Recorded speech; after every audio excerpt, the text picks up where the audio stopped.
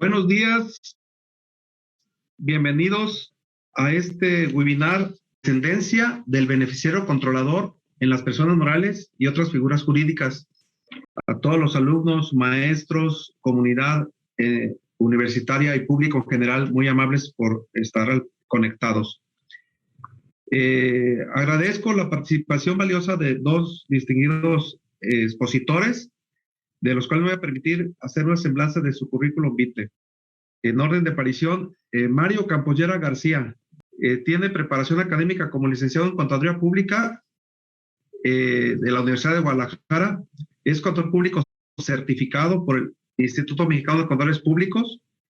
Tiene estudios de maestría en Impuestos y Derecho Fiscal, respectivamente, por la Universidad de Guadalajara y la Universidad Autónoma de Guadalajara. Está certificado en materia fiscal por el Instituto Mexicano de Contadores Públicos, como se había comentado. Tiene varios diplomados y seminarios en el área fiscal y en prevención del lavado de dinero. Tiene actividad docente desde 1990 y también cursos de reformas fiscales.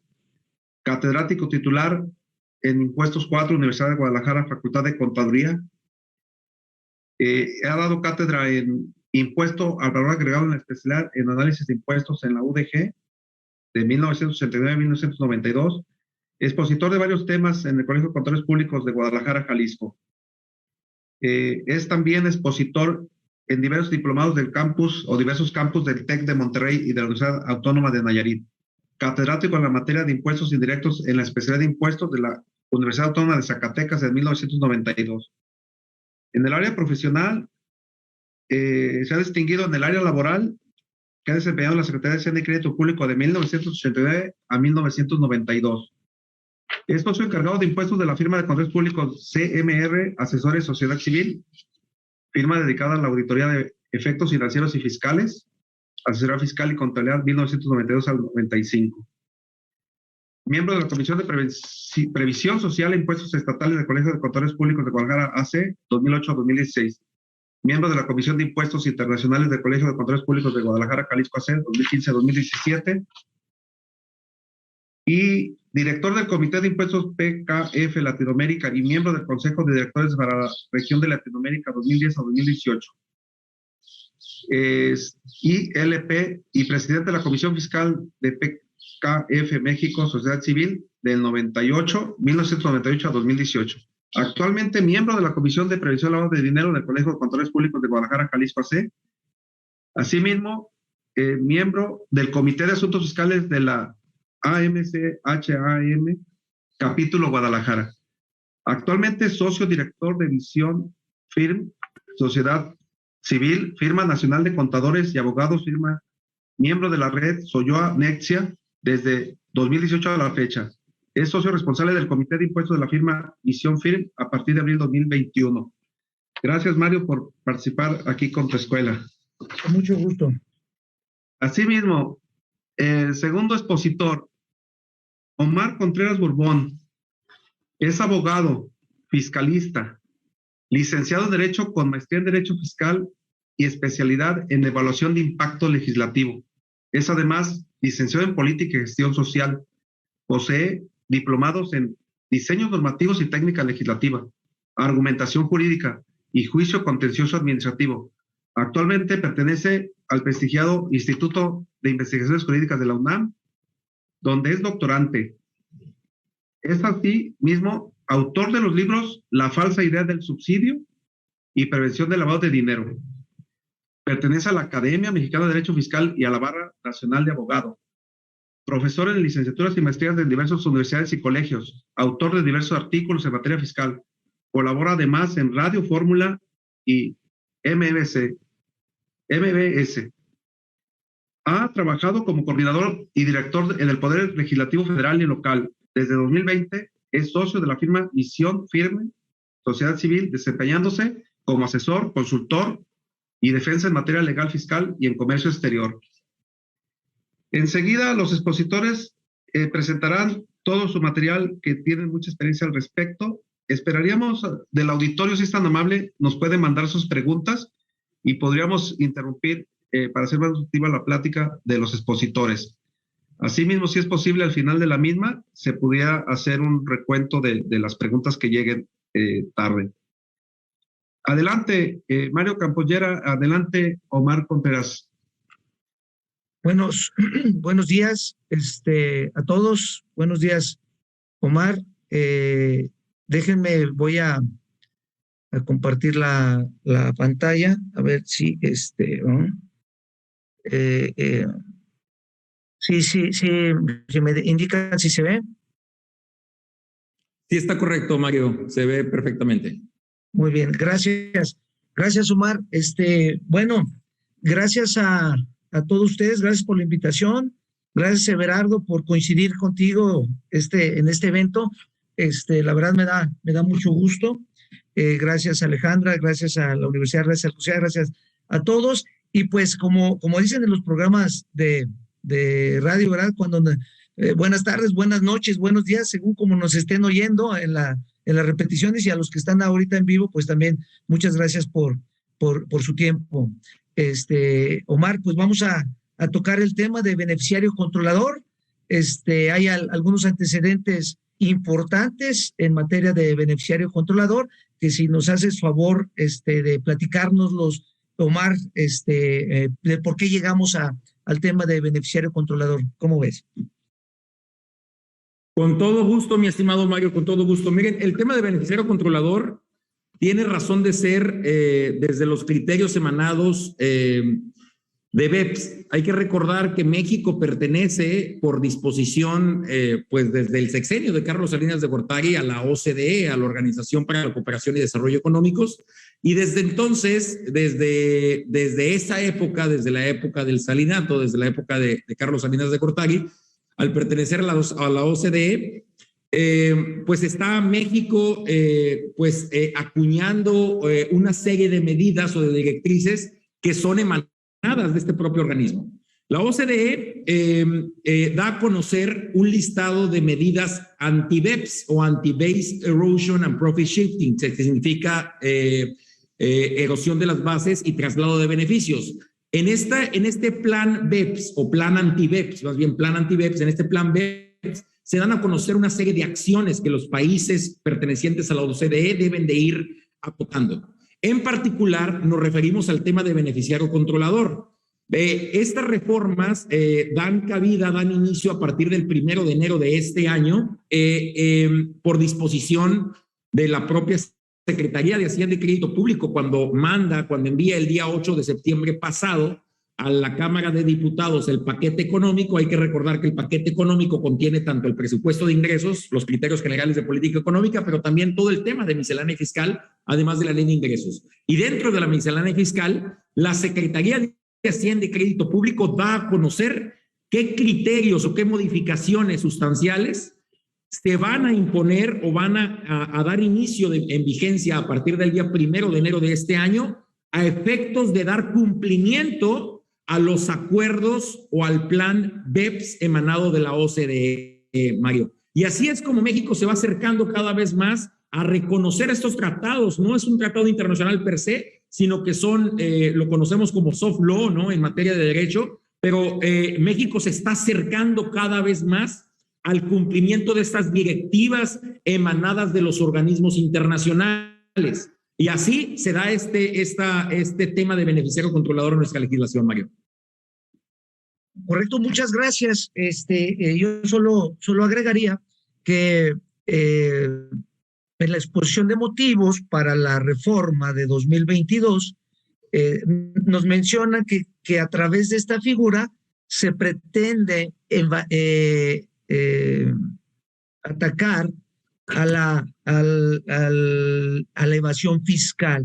Entonces, esa es la pretensión, ¿verdad? Y también que a nivel internacional, pues se compartan la información. Entonces empezamos. Debemos de decirles que hay el beneficiario controlador se trata de una nueva obligación que está en vigor ya a partir del 1 de enero.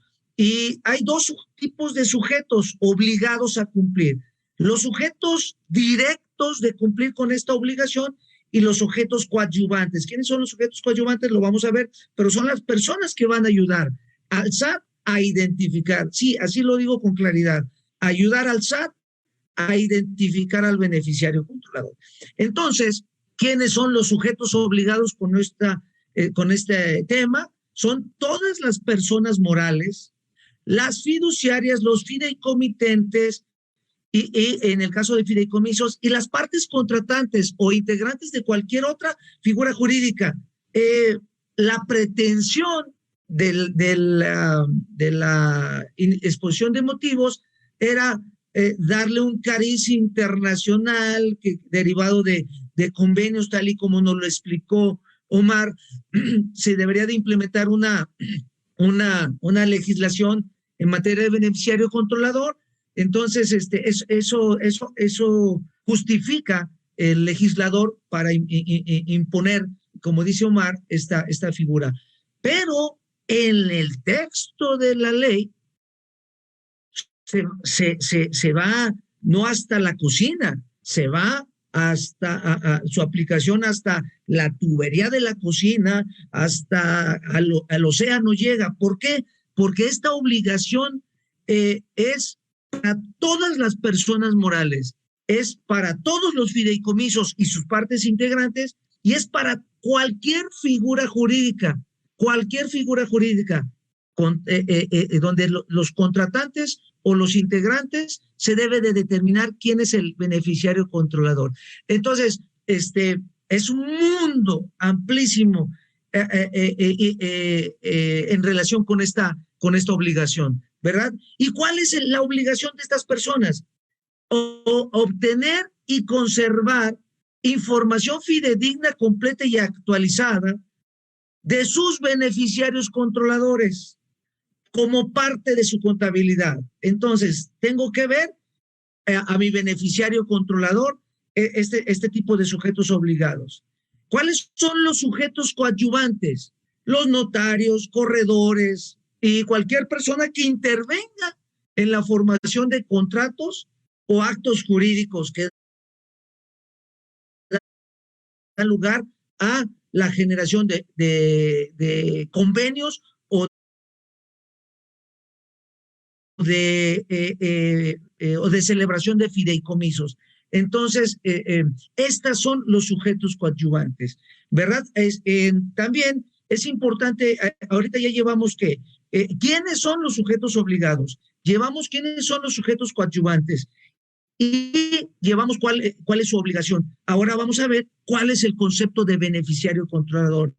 En términos concretos sería buscar la persona física que controla o a la persona moral o al fideicomiso o a la figura jurídica o al contrato de que se trate. Esa es la finalidad, buscar a la persona física o grupo de personas físicas que, primero, directamente controlan a una persona moral, controlan un fideicomiso o controlan cualquier figura jurídica, ¿verdad? Ya sea directa o indirectamente.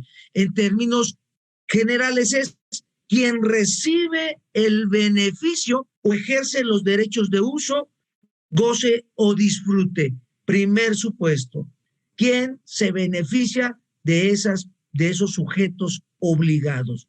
Segundo concepto, si directa o indirectamente o de forma contingente ejercen el control de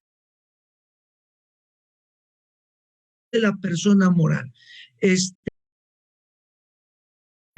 ¿Cuándo ejercen este control? Cuando pueden imponer decisiones en las personas morales que tienen, de los que son beneficiarios, a través de sus asambleas generales, que pueden determinar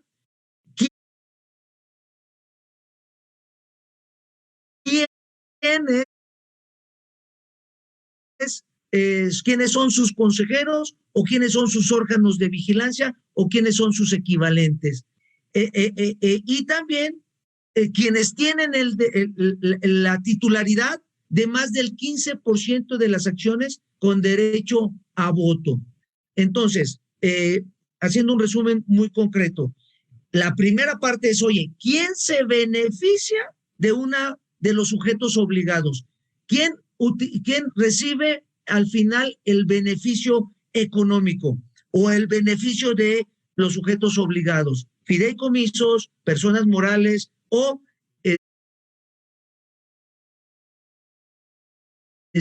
cualquier figura jurídica, integrantes o contratantes, el beneficio. Segundo, ¿quién ejerce el control directa o indirectamente? ¿Esto qué es?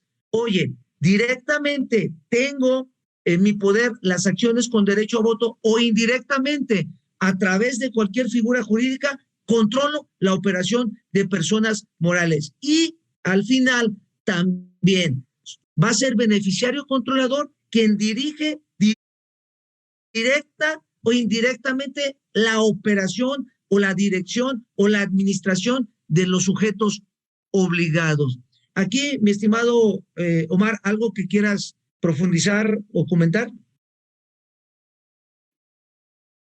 No, Mario, únicamente señalar que como bien señalabas tú, como bien mencionabas al inicio, pues la finalidad finalmente es quitar o eliminar este velo corporativo, ¿no? A través de las sociedades debe de existir una persona, deben de existir personas físicas, debe de existir una persona con nombre, con apellido, una persona que esté localizada en un lugar, ¿no? Entonces, esta reforma lo que está haciendo con esta, al tratar de establecer quién es el controlador directo e indirecto, ¿no? Estos controladores, al tratar de identificar a estos beneficiarios, lo que está haciendo esta reforma es tratando de eliminar, tratando de quitar este velo que existe en las sociedades, este velo corporativo, ¿no? Este velo que existe en las sociedades. Si una sociedad participa a otra sociedad, pues evidentemente entonces hay un controlador de esa otra sociedad y por lo tanto nos vamos a ir acercando al nombre de la persona que tiene los derechos, ¿no? Los derechos en esa sociedad. Así es. Motivos, ya lo vimos, pero ¿qué está pasando en la realidad? Por ejemplo, las empresas que facturan operaciones simuladas, ¿qué pasa con la instrumentación que hace el SAT? No encuentra a la persona moral, encuentra a un responsable, a un administrador de esa persona moral que expidió facturas con operaciones simuladas. Y entonces detectan que no es la persona que ejercía el control o que tenía el beneficio económico. A través de esta figura, independientemente de quién sea el administrador, buscan quién es el que obtuvo el beneficio de esa persona moral. Esa es la parte importante para tratar la evasión fiscal. Y utilizo el ejemplo a través de las empresas que facturan operaciones simuladas para dejar en claro el concepto del objetivo, del por qué buscar al beneficiario controlador en materia de evasión fiscal. Creo que con este ejemplo reforzamos la motivación de esta figura. Ya saben, recordándoles que en cualquier momento nos hagan llegar sus preguntas para que no se les vaya la idea y podamos resolverlas en ese momento. En el caso de fideicomisos, la ley nos dice, ¿sabes qué? Todos son beneficiarios controladores, ¿verdad? Todos son, o cualquier persona que se ve involucrada y ejerce en última instancia el control efectivo en el contrato, ¿verdad?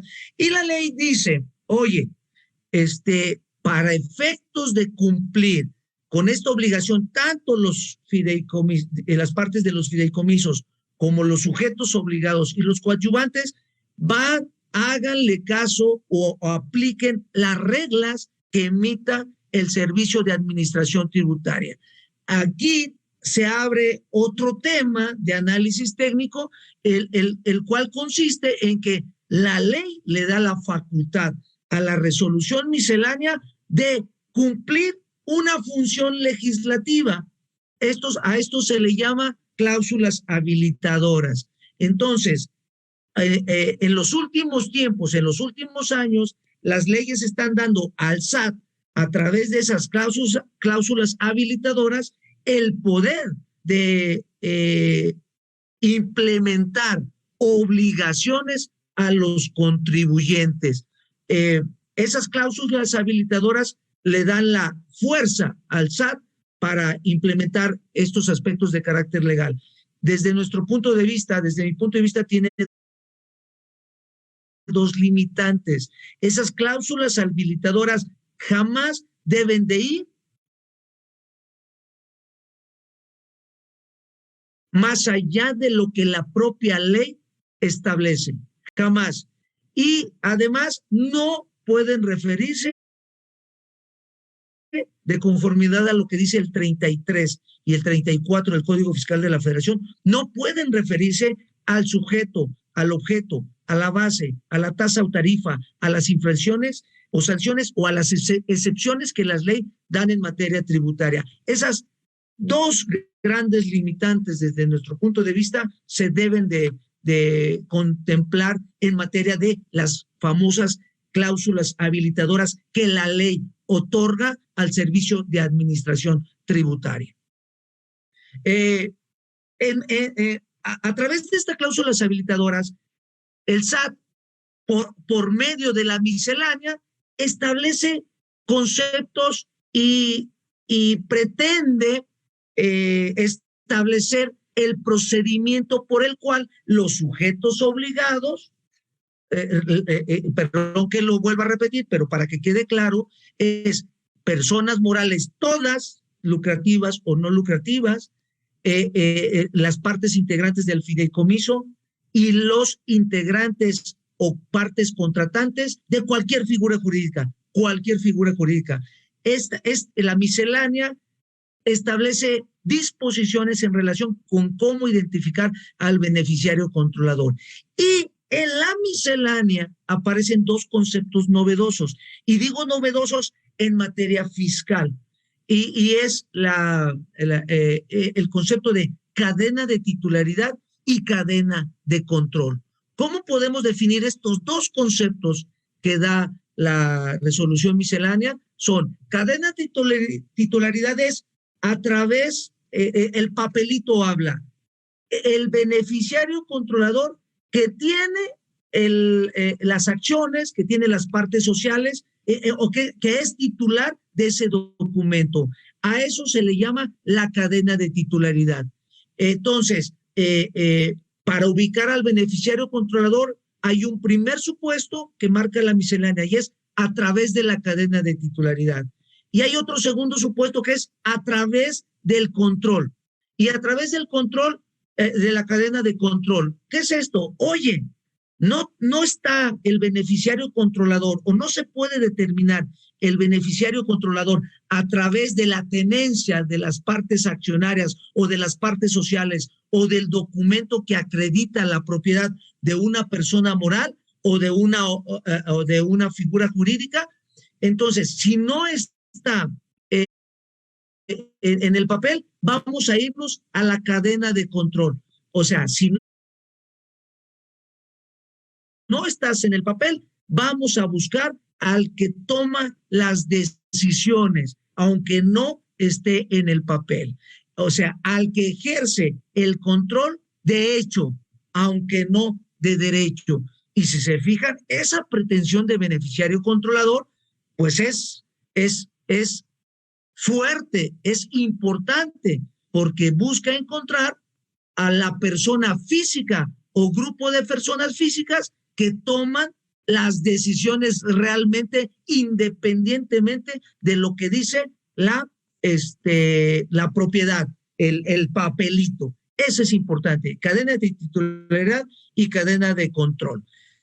Sí, dice la miscelánea, oye, si seguiste el procedimiento, si seguiste y buscaste el beneficiario controlador y no lo encontraste, vas a considerar como beneficiario controlador al administrador o a los administradores, para considerar a cada uno de estos como beneficiarios controladores.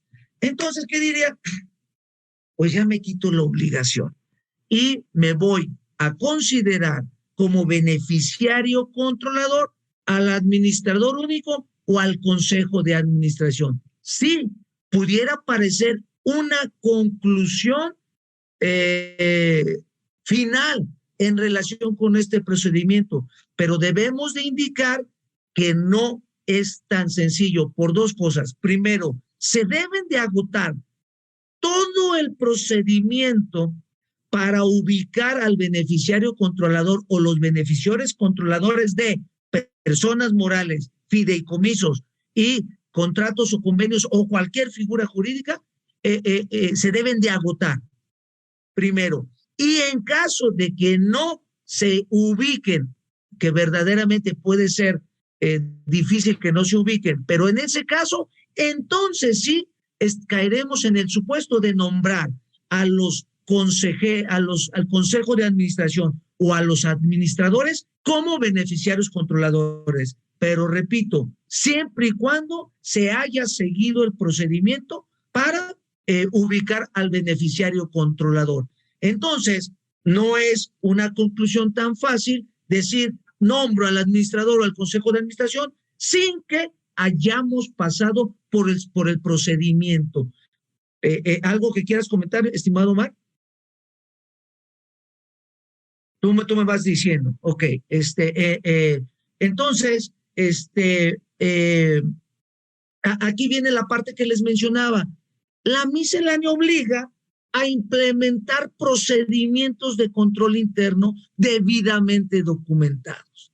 Y esos procedimientos de control interno son los que en su momento revisará el SAT para confirmar si el contribuyente obligado a esta nueva disposición cumplió o no. Entonces, obligan a tener los procedimientos necesarios y adecuados de control interno. Voy a poner un ejemplo todavía, además del tema de empresas que facturan operaciones simuladas, voy a poner una operación sencilla para ubicar al beneficiario controlador.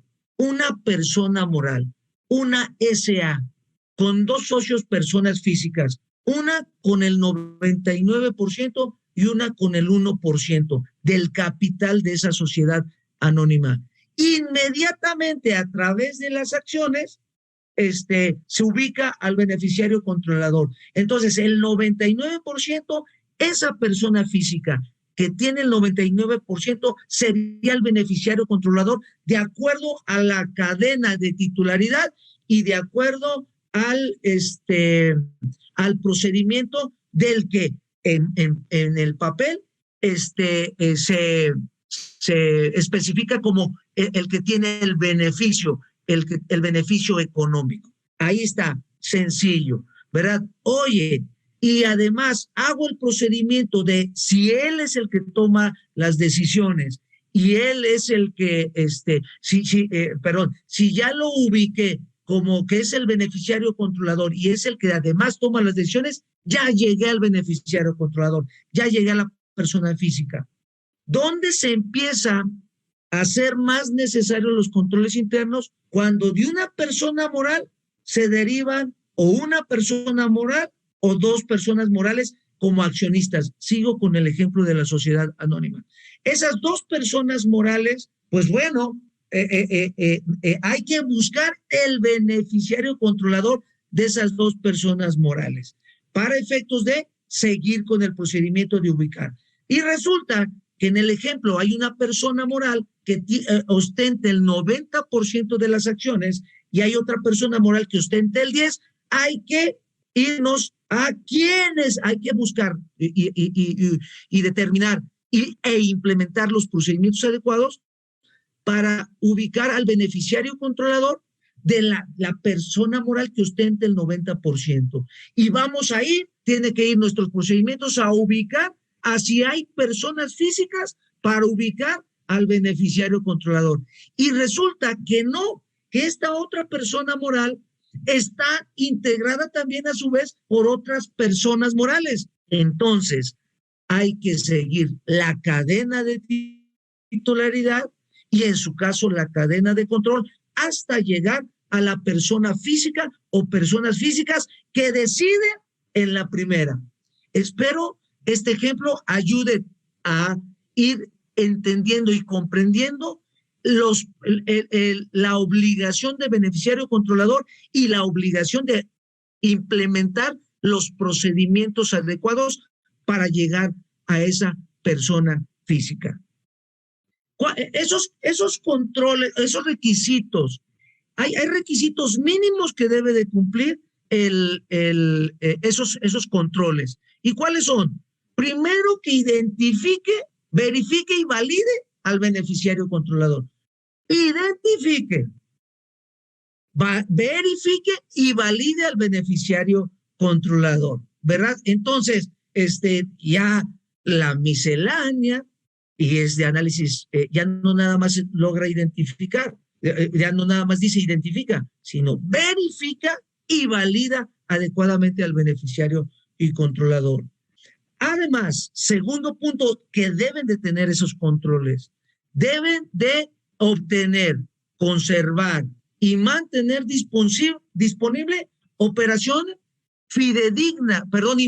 fidedigna, completa, adecuada, precisa y actualizada. Y lo estoy leyendo textual para que quede bien en nuestras mentes el objetivo que debe de cumplir esos procedimientos. Obtener, conservar y mantener disponible información fidedigna, completa, adecuada y precisa y actualizada. Entonces, sí, Omar. Antes de llegar al punto 3 y punto 4, de aquí yo creo que sí vale la pena mencionar un poco acerca de la resolución miscelánea fiscal. Las reglas que aplican a criterio de la propia autoridad, ¿verdad? Porque pues ya está en resolución miscelánea fiscal, es la regla 2.8.1.20 y 2.8.1.21 y 2.8.1.22. Y fíjate nada más, Mario, este comentario que tú hacías en donde se le dan estas cláusulas habilitantes a la propia autoridad administrativa, a la autoridad fiscal, para regular o reglamentar o incluso legislar, ¿verdad? Porque creo que puede ser que esto vaya más allá incluso de lo que exige la propia ley. En cuestión de identificar, verificar y validar adecuadamente al beneficiario controlador, para efectos de identificarlo, de verificarlo y de validarlo a este beneficiario controlador, la resolución miscelánea fiscal está pidiendo, y ahí les van algunas cosas que pide: nombres y apellidos completos, ¿no? Los cuales deben de corresponder al documento oficial. Les pide el alias de la persona como segundo requisito, fecha de nacimiento cuando es aplicable, la fecha de defunción también, si es aplicable, sexo, país de origen y nacionalidad. En caso de tener más de una, identificar todas el origen y las nacionalidades, la curpos o equivalente, el país o jurisdicción de residencia, tipo, número y clave de identificación oficial, clave en el registro federal de contribuyentes o número de identificación fiscal, estado civil con identificación del cónyuge y régimen patrimonial o identificación de la concubina o del concubinario de ser aplicable, ¿sale? Datos del contacto, correo electrónico, números telefónicos, domicilio particular, domicilio fiscal, relación con la persona moral o calidad que ostenta el fideicomiso o la figura jurídica según corresponda, grado de participación en la persona moral o en el fideicomiso, descripción en la forma de participación o control, si es directo o indirecto, número de acciones, partes sociales, participaciones o derechos equivalentes, series, clase, valor nominal de las mismas, lugar donde las acciones, partes sociales, participaciones u otros derechos equivalentes se encuentren depositados en custodia, o sea, ¿dónde están los títulos accionarios, no? Fecha determinada desde la cual la persona física adquirió la condición de beneficiario controlador, proporcionar datos de las fracciones que anteceden respecto a quienes ocupan el cargo de administrador único de la persona moral o equivalente, si es miembro del consejo de administración, fecha en la que haya acontecido la modificación o participación del control, tipo de modificación en la participación o control, fecha de terminación de la participación. Entonces, Mario, estos solamente los requisitos que tú comentabas del punto número 1 de la identificación y verificación y validación adecuada del beneficiario controlador, que ya se encuentra en resolución miscelánea fiscal y son obligatorias para todas las personas morales, Mario. Y que deben de incluirse en los procedimientos humanos. O sea, en los procedimientos de control, así es. Esa es la información que debe de buscar los sujetos obligados para cumplir con la obligación. Los procedimientos de control interno, Mario, ¿no? A partir del 1 de enero de este año, y pues bueno, ahí viene una obligación legal, ¿no? Es una obligación que impone la propia ley a todas las personas morales, ¿no? Y se abre una ventana de oportunidad para los abogados, ¿no? También. Correcto, y de acuerdo. Repito, si tienen alguna pregunta, con mucho gusto, por favor, envíenla para contestarla. Estamos en los objetivos que deben de tener esos procedimientos, esa implementación de procedimientos de control. Entonces, también deben de cumplir con la información de que los sujetos obligados hicieron los procedimientos adecuados para buscar al beneficiario controlador a través de la cadena de titularidad y de la cadena de control que ya mencionamos anteriormente. Y también el cuarto objetivo es cuando llegue la autoridad a revisarte, debes de permitir el acceso oportuno para que puedan trabajar de la mejor manera, ¿verdad? Aquí es conveniente mencionarles que las entidades financieras e instituciones financieras o integrantes del sistema financiero y también en materia de prevención del lavado de dinero, ya hay una legislación que aplicaba anteriormente y que era buscar al beneficiario controlador también o al beneficiario real. Los integrantes del sistema financiero tienen esta obligación desde hace varios años de identificar al beneficiario real. Y las personas o los sujetos obligados que realizan actividades vulnerables de conformidad a la ley para prevenir operaciones de origen no lícito, para prevenir operaciones de origen no lícito, la ley PRIORPI, esos sujetos obligados, ahí ya venía el concepto de beneficiario controlador.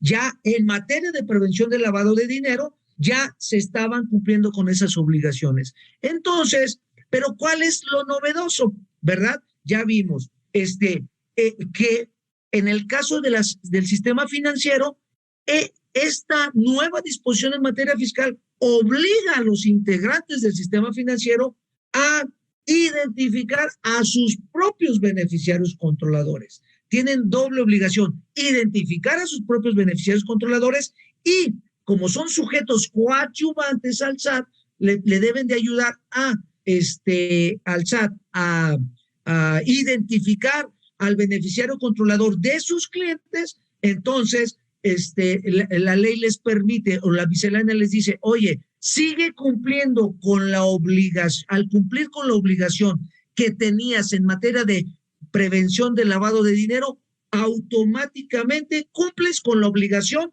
de identificar al beneficiario controlador de tus clientes. Sigue por allá.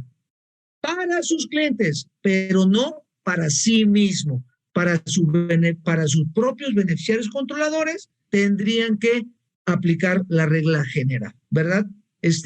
Aquí tenías un comentario, ¿te acuerdas que cuando empezamos a ver este tema, ya después de tanto, la ley mencionaba que se iba a apoyar en las recomendaciones de Gafi, en el tema de las recomendaciones a nivel de transparencia internacional, del Foro Global de Transparencia Internacional, y hacías comentarios muy precisos. ¿Nos los gustas compartir, Omar? Sí, Mario, pues mira, es la primera ocasión, bueno, ya este gobierno es la primera ocasión que está reconociendo los organismos internacionales. Eso es muy relevante, es muy importante. Es la primera ocasión en que en materia fiscal, o en materia administrativa, y no sé si en otras materias también, ¿verdad? Pero en materia fiscal, en materia administrativa, se están conociendo a las medidas tomadas por organismos internacionales como parte de nuestra legislación interna, ¿no? Y esto es muy delicado, porque de acuerdo a la propia Constitución General de la República, nada está por encima de la Constitución. Por debajo de la Constitución están los tratados internacionales o los tratados internacionales, pero siempre y cuando tengan que ver con derechos humanos. Y en este caso en particular, se reconocen las recomendaciones de los organismos internacionales, Transparencia Internacional, Gafi, como queda sentado, de la propia OCDE, como parte del andamiaje jurídico fiscal del marco jurídico mexicano. Entonces, es complicado porque ahora un fiscalista, un conocedor de la materia fiscal, de la materia administrativa, no únicamente tendrá que conocer nuestro marco regulatorio nacional, sino que además tendrá que conocer de los criterios internacionales. ¿Por qué? Porque la autoridad está obligada a aplicarlos, Mario. Totalmente de acuerdo.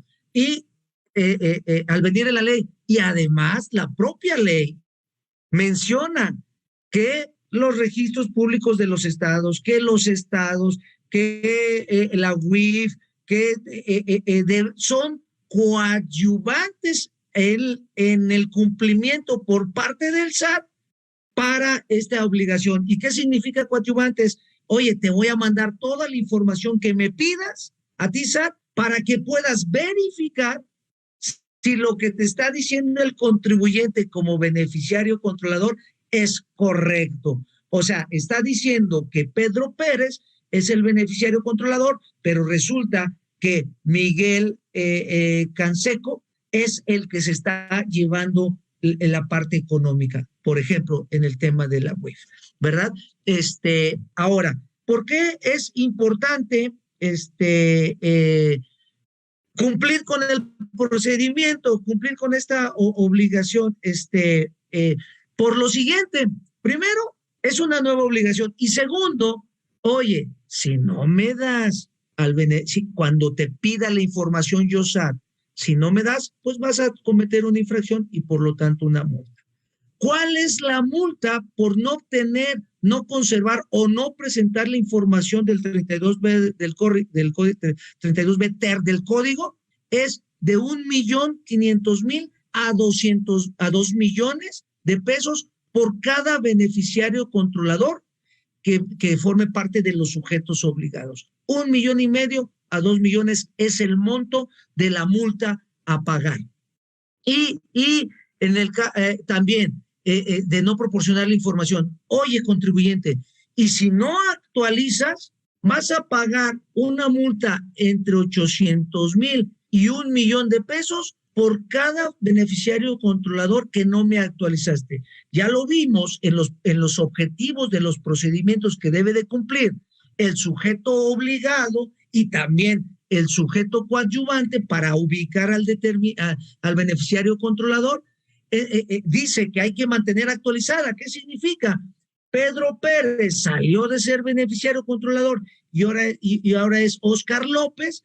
Pues hay que reportar, hay que tener la información, no reportar, hay que tener la información como parte de la contabilidad de que Oscar López es el nuevo beneficiario controlador. Y al llegar el SAT y no está actualizada esa información y el SAT verifica que no está actualizada, va a cobrar se comete una infracción y la multa es de 800,000 a 1 millón por cada beneficiario controlador que no se haya actualizado. También la ley contempla, oye, si la información que presentes al SAT no tiene errores, es incompleta o inexacta, se comete una infracción y se le va a cobrar una multa de entre 500,000 y 800,000 pesos por cada beneficiario controlador que forme parte de los sujetos obligados. Si se fijan, las multas son cuantiosas. ¿Por qué? Porque a decir del legislador, dice, vamos a poner multas elevadas para que desmotiven el no cumplimiento de esta obligación.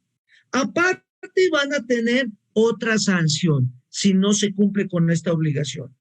y es que no podrán ser proveedor de entes públicos o de entes que manejen dinero público, como pueden ser los sindicatos, los partidos políticos, los organismos autónomos.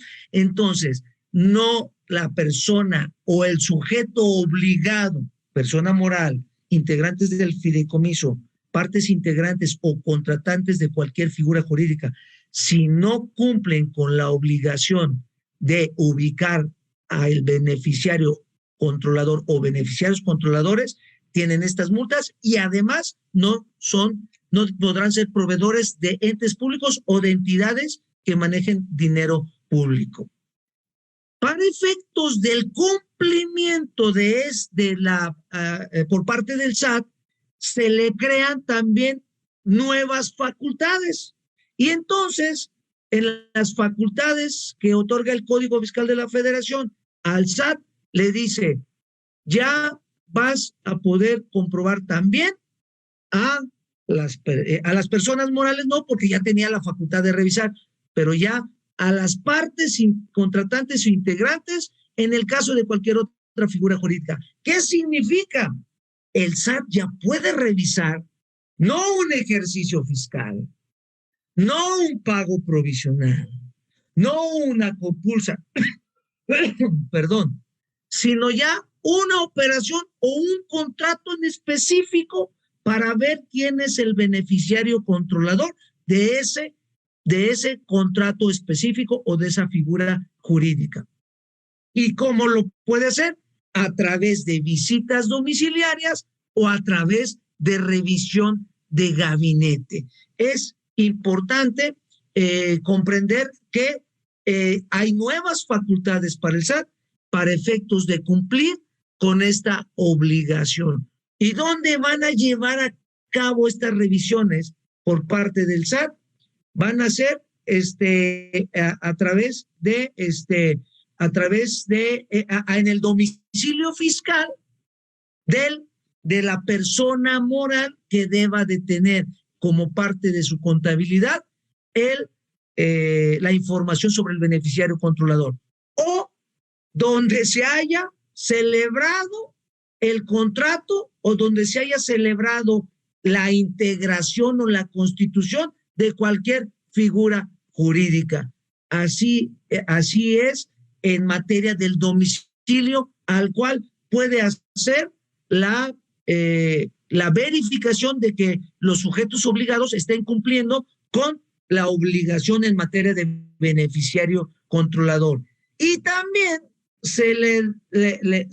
el código se modificó para decirle, lo tenemos en negrita en la pantalla, o donde se realicen las actividades, se celebren, ejecuten, tengan efectos, documenten, registren o inscriban los actos jurídicos que den lugar al cumplimiento de las obligaciones. O sea, muchas formas de que el SAT pueda realizar la revisión de gabinete o la visita domiciliaria. El código le permite ir a varios domicilios o le da la opción de ir a varios domicilios para efectos del cumplimiento de esta obligación.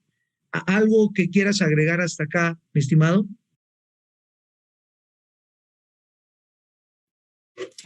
Ahí vamos bien, mi estimado Mario. Ahí va bien. Ok, correcto. Repito, si hay preguntas, si hay con mucho gusto las podemos contestar. Vamos en tiempo. Nosotros habíamos estimado esta plática entre 1 hora y 1 hora y media. Vamos muy buen en tiempo. Vamos a dejar una etapa si hay para preguntas finales, ¿verdad? Entonces, acá. Ya la autoridad, si conoce incumplimiento en las obligaciones de beneficiario controlador a la hora de realizar su visita o su revisión de gabinete, se lo va a decir al sujeto obligado y le va a dar 3 días para que manifieste lo que a su derecho convenga. Ya detecté, tú me dijiste que este era el beneficiario controlador y no es el beneficiario controlador es este, y por lo tanto incumpliste con la obligación y por lo tanto pudiera ser sujeto a multas. Te doy la oportunidad 3 días para que me intentes desvirtuar o pretendas desvirtuar lo que yo, SAT, te estoy concluyendo en materia de beneficiario controlador. Tendrá 3 días. El procedimiento es que el SAT va a llegar y hacer la visita domiciliaria o revisión de gabinete y le va a dar 15 días al sujeto obligado para que proporcione la información que debe de tener como parte de su contabilidad. Esos 15 días se podrán prorrogar una vez por 10 días más. Eso es lo que indica la ley. Te doy 15 días para que me des la información del beneficiario controlador. Ya entran ya una vez que el contribuyente o el sujeto obligado proporciona la información a la autoridad fiscal, esta realiza su revisión y concluye y le da le manifiesta esa conclusión al sujeto obligado y tendrá estos 3 días que hemos mencionado, ¿verdad? Para efectos de desvirtuar lo que a su derecho convenga. Este es el procedimiento. También el SAT le da un plazo a los sujetos coadyuvantes, notarios, corredores, fiduciarias o las personas que intervengan en la celebración de una figura jurídica o un contrato, les da para que le proporcionen la información. Vamos a suponer que le solicita a un notario sus procedimientos y su conclusión respecto a la identificación del beneficiario controlador de una determinada persona moral o una sociedad. El notario tiene también 15 días para proporcionar esa información al SAT. Y también puede ser prorrogable por 10 días más. Entonces, esa es la parte general en materia de beneficiario controlador. ¿Qué conclusiones tenemos respecto a este tema? Primero, es una obligación que no nada más alcanza en materia de a sujetos obligados en materia de prevención del lavado de dinero. También a los que no están obligados en materia de prevención del lavado de dinero a presentar avisos, a tener ciertas obligaciones, a estos también les aplica, ¿verdad? Porque al principio los expertos en materia de prevención del lavado de dinero no la vieron venir, no vieron venir esta nueva obligación en materia fiscal. Y al principio empezaron a comprender que era una obligación igual a la de materia de prevención del lavado de dinero. Pero ya se han venido dando cuenta que esta obligación es para los propios beneficiarios controladores de las entidades o de los sujetos obligados. La segunda es una obligación, segunda conclusión, para identificar a los propios beneficiarios controladores y no a los de los clientes. Y tercera, los sujetos coadyuvantes con el SAT sí deben de identificar sus propios beneficiarios controladores y también los beneficiarios controladores que conozcan en virtud de la participación que tengan en los actos jurídicos en que sean parte. Cuarta, es una obligación obtener y conservar información fidedigna, completa y actualizada.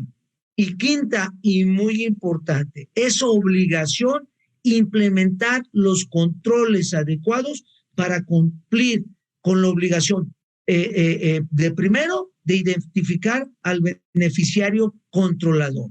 En el entendido que la propia ley le faculta al SAT a que esta información que obtenga con motivo del beneficiario controlador la pueda compartir con autoridades fiscales extranjeras. Y esto es con motivo, o esto debe de ser con motivo de los convenios internacionales o que forme parte México para poder proporcionar esta información. ¿Algo que quieras añadir, estimado Omar, precisar, complementar? Bueno, creo, Mario, que está muy completa, muy redonda la presentación. Sin embargo, sí, esta última conclusión, estas dos últimas conclusiones que das a conocer, ¿no? La obligación que tienen ya todas las personas morales es una obligación que entran dentro de este nuevo rol que debe de cumplir ya la persona moral. Entonces, conservar, obtener la información de manera fidedigna, completa y actualizada e implementar estos controles, ¿no? Estos controles adecuados para poder cumplir la obligación de identificar a estos beneficiarios controladores. Entonces, ¿qué es lo que se recomienda o cuál es la recomendación hacia las empresas, hacia todas las personas morales, hacia los fideicomisos, ¿no? Hacia estas figuras jurídicas, a cualquier tipo de figura jurídica en donde existan o donde participen beneficiarios? Pues evidentemente un dictamen legal. Con un dictamen legal, mi estimado Mario, creo que podemos irnos acercando a conocer cuáles son las debilidades que presenta en materia de cumplimiento, en materia de compliance, una persona moral, una sociedad, y poderles brindar los abogados, los despachos, poderles brindar la mejor asesoría en beneficio siempre del cumplimiento de las obligaciones que tengan los contribuyentes, Mario. Correcto, parte importante. No importa el tamaño, no los importa ingresos, el tamaño. Ni el tamaño, ni los ingresos, ni cuánto número de trabajadores, ni cuántos activos tenga, las personas morales, todas lucrativas, no lucrativas, deben de cumplir con la identificación del beneficiario controlador. Estamos pasando por una época en que la autoridad, el gobierno quiere recursos y tiene dos vías importantes.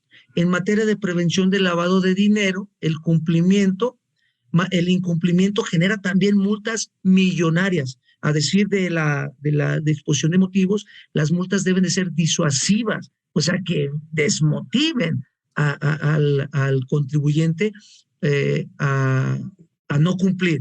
Entonces, en materia de prevención del lavado de dinero y ahora ya en materia de beneficiario controlador, las multas son cuantiosas. Entonces, en cualquier momento, esto no tiene que ver con periodicidad, no tiene que ver con ejercicio fiscal, no tiene que ver con la fecha de un pago provisional. Esto tiene que ver con una obligación que hay que cumplir. Y esta obligación está en vigor a partir del 1 de enero de 2022. Ya todas las personas morales en las que participemos, en las que asesoremos o en las que tengamos alguna intervención, ya deben de estar generando sus procedimientos de control interno para identificar al beneficiario controlador. Y si no, en cualquier momento, la autoridad, con motivo de requerir recursos, puede implementar un sistema, emitir un requerimiento y emitir una revisión de gabinete. Te doy 15 días para que me proporciones la información del beneficiario controlador y si no, aplicar las multas respectivas. Para identificar al beneficiario controlador, recordemos que es la conclusión de un procedimiento o procedimientos que debe de realizar el sujeto obligado. Y además para los sujetos coadyuvantes, notarios, ya deben de estar identificando al beneficiario controlador de todos los convenios o contratos o figuras jurídicas que se constituyan a través de su notaría o a través de su correduría. Esto es bien importante y es meramente para confirmar lo que dice Omar. Pues bueno, estimado Everardo, estimados todos, muchas gracias. Las 11 en punto de la mañana. Quedamos a sus órdenes. Si hay alguna pregunta, o duda que quieran que les aclaremos, estimado Everardo. Muchas gracias. Las 11 en punto de la mañana. Quedamos a sus órdenes. Si hay alguna pregunta o duda que quieran que les aclaremos, estimado Everardo. Muchas gracias, maestro Mario Campoyera.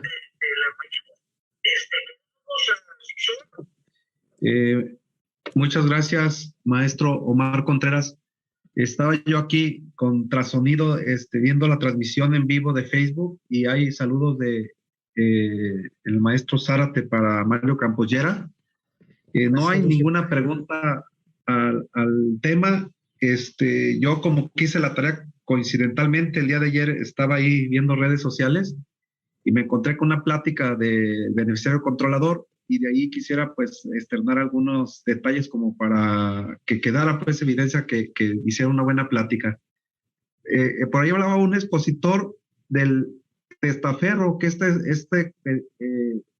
reforma tributaria 2022 es para abatir los testaferros, aquellas personas que prestan el nombre para hacer movimientos fiscales. No sé qué opinión les merezca esto de testaferro, que no lo escuché. Mira, si testaferro es el prestanombres famoso, ¿verdad? Yo no creo que, se vaya a abatir. Yo más bien creo que se va a identificar quién es el testaferro y quién es el beneficiario controlador. Es una obligación que aplica a todos. La parte importante no es el testaferro.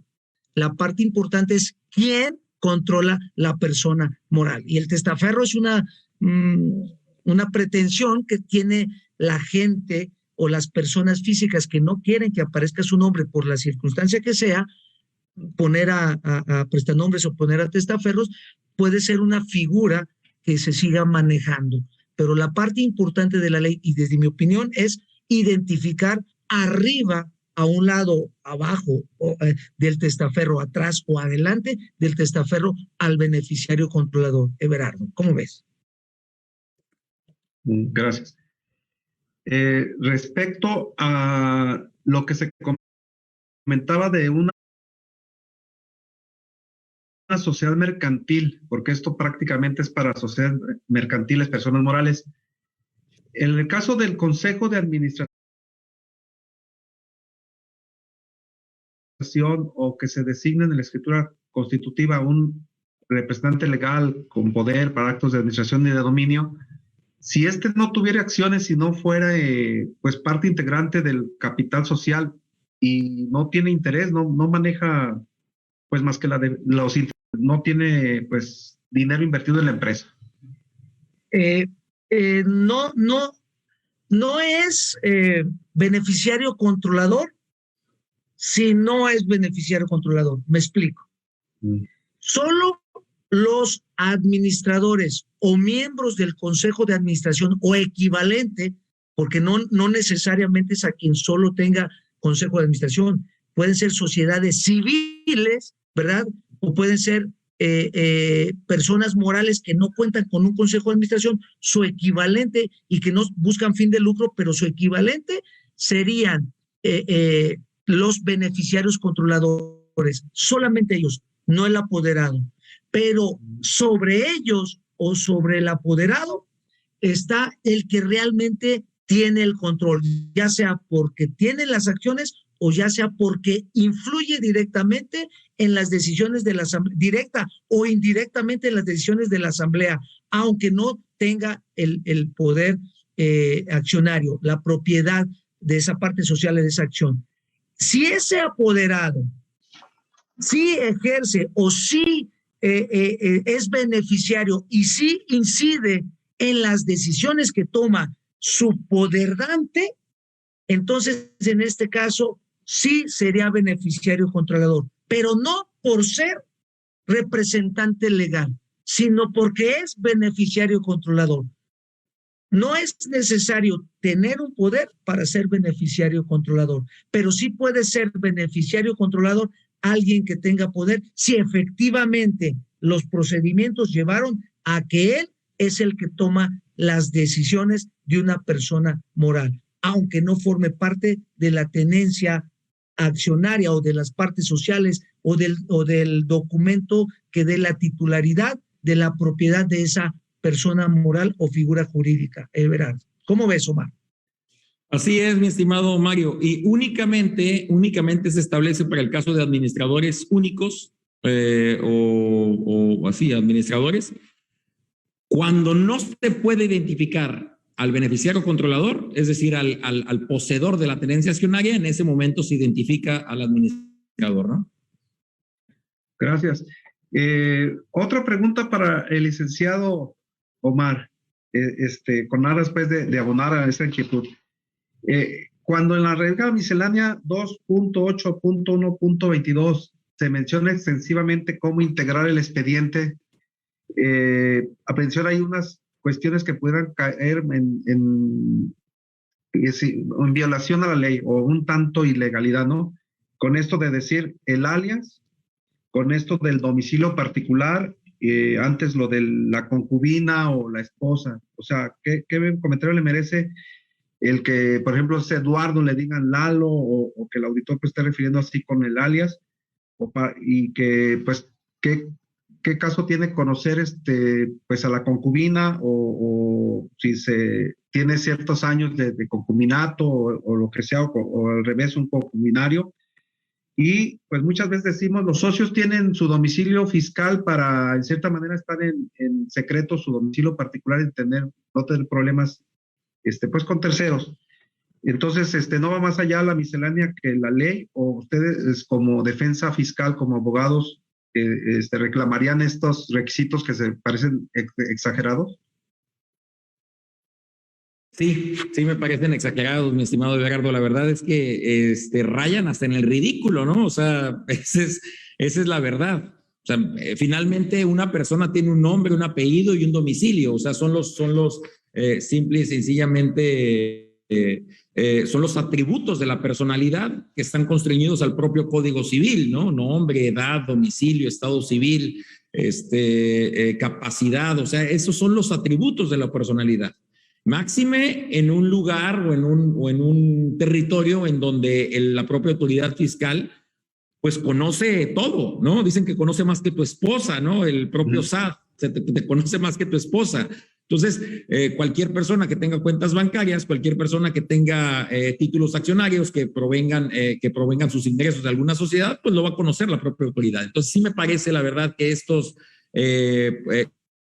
22 son 22 requisitos que aparecen en la resolución miscelánea fiscal, en esta regla, pues la verdad es que sí me parece que rayan hasta en el ridículo, ¿no? O sea, pedir el alias, pedir el concubino, pedir las modificaciones, porque ese es otro tema. Imagínate una sociedad en donde tú participes como beneficiario controlador al tener 15% más de la tenencia accionaria y entonces resulta que te divorcias. Entonces está obligada la sociedad a manifestar ese cambio de tu sociedad, en tu sociedad conyugal, o ese cambio de tu cónyuge, ¿no? Entonces, todos esos requisitos, pues debes de irlos modificando con el tiempo. Entonces, si tienes una nueva concubina, un nuevo concubino, también hay que modificarlo. Entonces, el país, tu domicilio, todos esos cambios son necesarios que se vayan modificando. Sí, efectivamente, yo creo que sí están exagerados, porque finalmente, pues la autoridad tiene otros medios, ¿no? Y esto me parece realmente hasta invasivo, ¿no? Hasta bastante invasivo a la privacidad. Pero bueno, la autoridad administrativa dice, no, si yo no lo pido de manera directa, estoy obligando a la persona moral a que lo mantenga dentro de sus archivos como parte de su contabilidad, ¿no? Entonces, por ahí puede salirse la autoridad como parte de una obligación que les está imponiendo a las personas morales. De verdad. Muchas gracias. Pues con esto damos por concluido. Muchas gracias por la participación de todos los contactos que se dieron hoy en sus inquietudes. Y voy a pasar a otorgar una constancia, la cual se le va a hacer llegar en su oportunidad. Me permito leerla y ponerla en la cámara porque no tengo el PDF correspondiente. Universidad de Guadalajara, Centro Universitario de Ciencias Económico-Administrativas, División de Contaduría, Departamento de Impuestos. Otorga la presente constancia al maestro Mario Campollera García, por su participación como expositor en el webinar titulado Trascendencia del beneficiario controlador en las personas morales y otras figuras jurídicas, que se llevó a cabo el día 29 de abril de 2022. Atentamente, piensa y trabaja 2022 Guadalajara, hogar de la Feria Internacional del Libro y capital mundial del libro, Zapopan, Jalisco, México, 29 de abril de 2022 otra vez. Doctor Sergio Sánchez Enríquez, jefe del Departamento de Impuestos. Asimismo, Muchas gracias. Muchas de gracias. nada, te lo mereces. Gracias. Asimismo, la constancia de Universidad de Guadalajara, Centro Universitario de Ciencias Económico-Administrativas, División de Contaduría, Departamento de Impuestos, otorga la presente constancia al maestro Omar Contreras Borbón por su participación como expositor en el webinar titulado Trascendencia del beneficiario controlador en las personas morales y otras figuras jurídicas, que se llevó a cabo el día 29 de abril de 2022. Atentamente, piensa y trabaja. 2022, Guadalajara, hogar de la Feria Internacional del Libro y capital mundial del libro, Zapopan, Jalisco, México, 29 de abril de 2022 otra vez. Doctor Sergio Sánchez Enríquez, jefe del Departamento de Impuestos. Si me permites, Everardo, muchas Sí. gracias por la invitación nuevamente y por el reconocimiento. Me da mucho gusto. Mi alma mater, Omar, te imaginarás el gusto que me da estar en la Universidad de Guadalajara. Y nada más a los participantes darles como postre lo siguiente. Son 22 requisitos que se deben de cumplir, ¿verdad? El tema del alias es un ejemplo, es por ejemplo, cuando se trata de que una persona pueda ser conocida de otra manera. Por ejemplo, Javier Hernández, o acá en Guadalajara, allá en Guadalajara, estoy en la Ciudad de México, el Chicharito, ¿verdad? Alias el Chicharito, para poder ubicar. Son 22 requisitos, pero hay 5 requisitos más. ¿Cuándo se dan esos requisitos? Cuando la persona moral está en el extranjero o es una persona moral que está en el extranjero. O sea, hay que buscar al beneficiario controlador, no nada más en México, hasta donde esté. Y cuando lleguemos, si es una persona moral que está en el extranjero, también hay que dar 5 datos adicionales relacionados con la persona moral. Mi estimado Eve, pues fue un postre al que no me quedaría así inquieto si no lo mencionamos. Y nuevamente, muchas gracias. Muchas gracias a los expositores Mario Campollera y Omar Contreras.